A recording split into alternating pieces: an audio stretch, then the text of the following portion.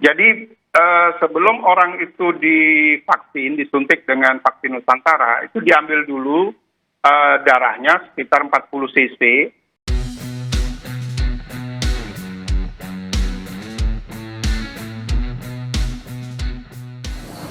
Assalamualaikum warahmatullahi wabarakatuh. Halo sahabat MOC, apa kabar semuanya?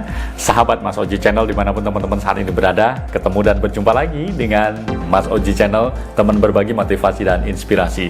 Langsung aja, ada sebuah informasi masih terkait dengan vaksin Nusantara yang kemarin pada heboh, yang kemarin pada bertanya-tanya gimana sih mekanismenya, siap menjadi relawan dan sebagainya. Ini ada informasi lagi nih dari ketua tim riset ya tentang vaksin virus corona dari Profesor Nidom. Bagaimana keterangan dan informasi terkait dengan mekanisme apabila kita ingin divaksin dengan menggunakan vaksin Nusantara. Sudah banyak yang menunggu, tapi keterangan terakhir memang masih menunggu persetujuan dan legalitas dari pemerintah melalui Badan POM.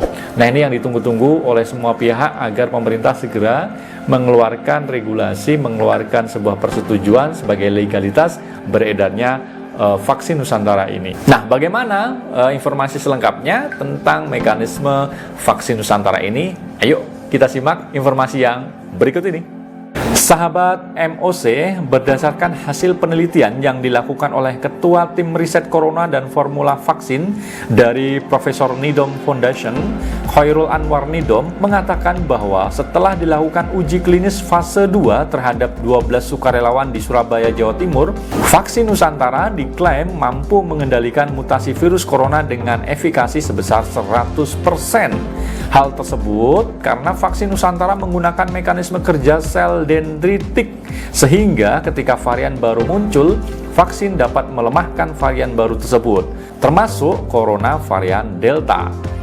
Vaksin Nusantara selanjutnya menunggu persetujuan dari pihak Badan POM untuk bisa lanjut ke uji klinis tahap ketiga. Secara teknis, ke depan distribusi vaksin ini bisa dilakukan di puskesmas yang membutuhkan inkubator CO2 dan training tenaga SDM, sehingga puskesmas bisa melakukan vaksinasi sampai dengan 50-60 orang untuk melakukan ini.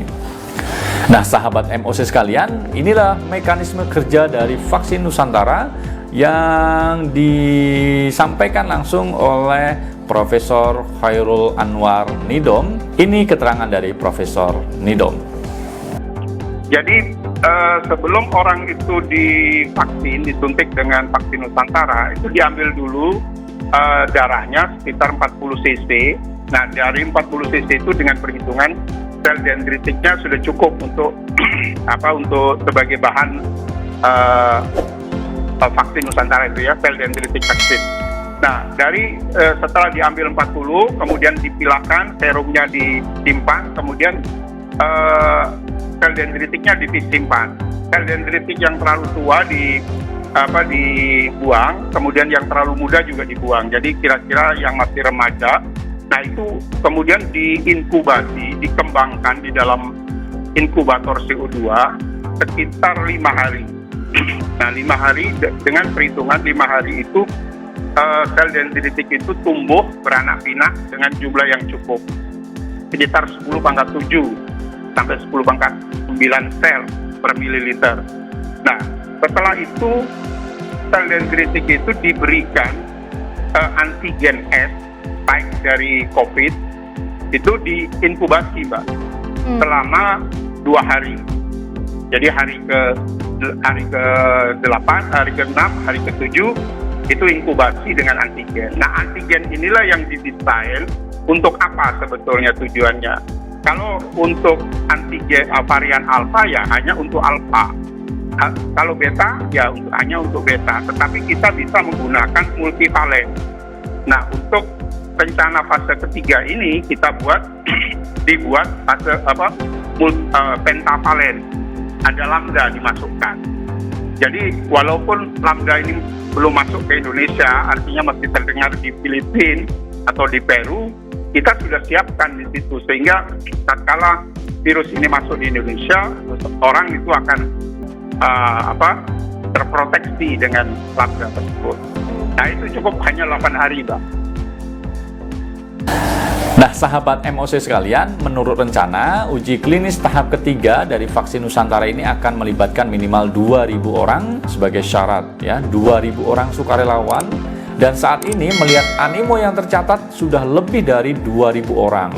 Sebetulnya saat ini sudah bisa digunakan oleh masyarakat luas. Kita mendengar informasi banyak tokoh yang sudah menggunakan vaksin Nusantara ini. Tapi saat ini masih membutuhkan pengakuan resmi dari pemerintah terhadap produk baru ini. Ya, itu tadi teman-teman semuanya, informasi singkat terkait dengan mekanisme tentang vaksin Nusantara. Sudah banyak yang menunggu, sudah banyak yang bertanya-tanya bagaimana mekanismenya. Jadi kita nanti akan diambil darahnya kurang lebih 40 cc kurang lebih tadi ya. Kemudian dilakukan uji klinis, kemudian dilakukan pemilahan untuk diambil kemudian dilakukan pemilahan untuk diketahui sel dendritiknya, ya, sehingga timbullah antigen yang nanti bisa disuntikan kembali setelah melalui fase inkubasi selama kurang lebih 5 hari. Ini sebenarnya mekanisme yang bisa diterapkan di beberapa puskesmas kalau memang sudah ada izin dari pemerintah, izin untuk beredarnya vaksin Nusantara ini. Kita menunggu dan harapannya semuanya bisa menjadi bagian dari relawan yang turut serta dalam mensukseskan vaksin bikinan atau karya anak bangsa sendiri. Pastinya teman-teman juga pingin dong divaksin dengan vaksin Nusantara bagi yang belum vaksin tentunya ya. Baik, demikian teman-teman semuanya informasi singkat terkait dengan mekanisme vaksin Nusantara. Terima kasih kebersamaannya. Mudah-mudahan bisa segera terrealisasi, vaksin Nusantara bisa didistribusikan lebih luas lagi di Indonesia. Saya undur diri, saya mohon pamit. Sampai ketemu di lain kesempatan. Assalamualaikum warahmatullahi wabarakatuh.